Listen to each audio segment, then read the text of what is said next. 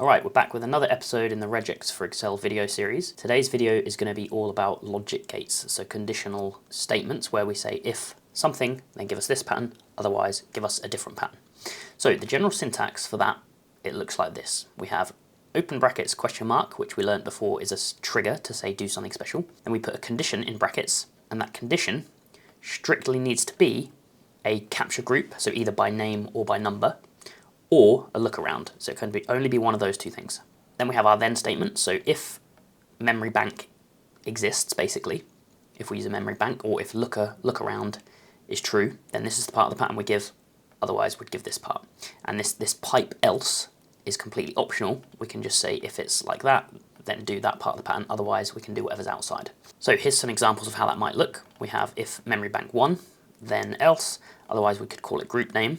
And one thing to notice is you don't need to put the group name in your regular angled brackets with this syntax. You can just say the group name as it is. And then on this one I've just given an example where we've dropped the pipe else because you don't need it. It's optional. So the easiest way to learn is to see this in action. So let's do it with these phone numbers. We're going to say that a phone number has to have an area code, which is 3 digits, then either a space or a dash, then 3 digits dash 4 digits. And that area code can optionally be in brackets. So if we have an opening bracket, we must close it. So this is where the if statement comes in. So if opening bracket, then make sure we have a closing bracket, otherwise something else. Okay, so let's try to write this pattern with the conditional logic. So first of all, our string can start with an optional opening bracket. So an opening bracket has to be backslash opening bracket because a bracket by itself is a special character that opens a capture group, so we need to escape it with a backslash. So this is the syntax for a bracket, but that is optional, so we'll put a question mark around it. And let's put that bracket in its own capture group, like so. Then we're always going to have 3 digits, so backslash D, 3 of them. And now this is where our if statement, our conditional logic, comes in. So if we had an opening bracket, i.e. group 1 has something, then we need a closing bracket. Otherwise we continue on with our pattern. So let's do that. Open brackets question mark, our special action trigger, and we want an if statement. So we just open another set of brackets and put our conditional in. Well, our conditional is group 1. It's this first optional opening bracket. So if that, then we want a closing bracket. So we can say backslash closing bracket, and we can close off our conditional statement. Now, in this syntax above that I showed, the general syntax, we would normally put a pipe here and then have our then. So if capture group 1 is found, do closing bracket, otherwise something. That otherwise doesn't need to be here in this example because the rest of the pattern is going to exist regardless. So the rest of that pattern is an optional space or dash. So let's put that in its own little group. So we can say backslash S and then a pipe dash and then close that group. So we can do it an or statement in isolation. Then we have 3 digits, backslash D, 3, and then a dash, and then 4 digits, backslash D, 4. And then we need a dollar symbol on the end to make sure the string ends with that. So we have a start and an end operator, and that ensures that the string is exactly this and we don't get anything after it or before it. So now let's run that test on our phone numbers. So let's say REGEXTEST this phone number for this pattern, and let's lock it. So that's true, it's a valid phone number, I agree. Let's drag it down. This is also true. This is also true. This is false because we have an opening bracket but not a closing one. This is true, this is false, this is false, and this is true. So I agree that that's correct. Now this is quite horrible to read, so something that I find quite nice is to put on the free spacing mode. So we learned in the last video that that is open brackets question mark X extended free spacing mode. So now we can section off parts of our pattern.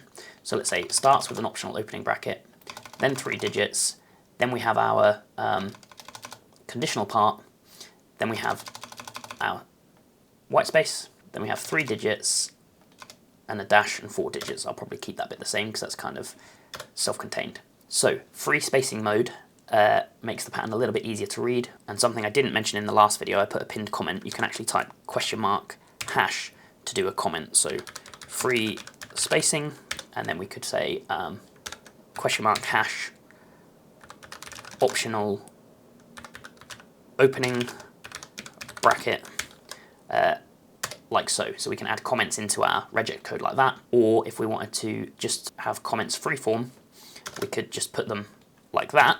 That will break the pattern until I put a new line. So if I press Alt Enter, this can be a comment for that line. The new line tells regex, okay, comment mode is over, so we get back to our original, and we can lay them out kind of on their individual lines. So You might be thinking, okay, what's the point of this if then else statements? Because you could actually do this with lookarounds. You could just say look forward from the start of the pattern, and if there's a opening bracket, then this is the whole pattern we want. Otherwise, so pipe for an or, then this is the whole pattern we want. And you could do that, but then you end up writing your pattern out almost in its entirety twice, and the regex engine, if it doesn't match the first part of the or thing, it will have to test that. It will then have to test the next one, so everything kind of runs twice. So using conditionals will speed everything up, especially if you have them kind of nested. If you have this if thing and it fails, the first one, it won't evaluate the then part of the statement, it will just jump straight to the else part. So it will be a bit quicker. Before I move on to another example, I just want to show you this with a named capture group, which is kind of this example. So to give something a name inside a capture group, we've seen before, you put a question mark and then you put the name inside these angled brackets. So I'm just going to call it bracket, and let's close that.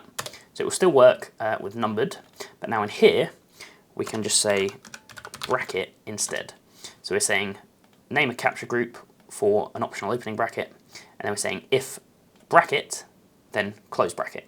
So hopefully that makes sense. Now let's move on to an example where we use the then part of a conditional. Okay, so in this example, we have a guest list of VIP and regular guests, and the VIP guests should always have 4 letters on their ticket, and the regular guests should always have 3 numbers on their ticket. That's what makes a valid ticket. So for this example, let's use the if condition with lookarounds. So as I mentioned at the start of the video, the condition can only be a capture group or a lookaround. So let's say starts with, and then let's do our or statement straight away. So open bracket, question mark, then in brackets, this is our conditional. So if we look ahead, which is question mark equals, and we find VIP, so that's our condition, then we want VIP dash, and then we want 4 letters. So let's do that in our menu of choices, and they have to be capital, so A to Z, and we want 4 of those. So let's say 4. Now let's do our pipe, so we can do our then. So if VIP, do that. Otherwise, we're in the regular scenario. So otherwise, reg dash backslash D, and we want 3 of them. And now we need to close our conditional syntax, and let's put a dollar on the end to make sure we don't have anything extra in our string.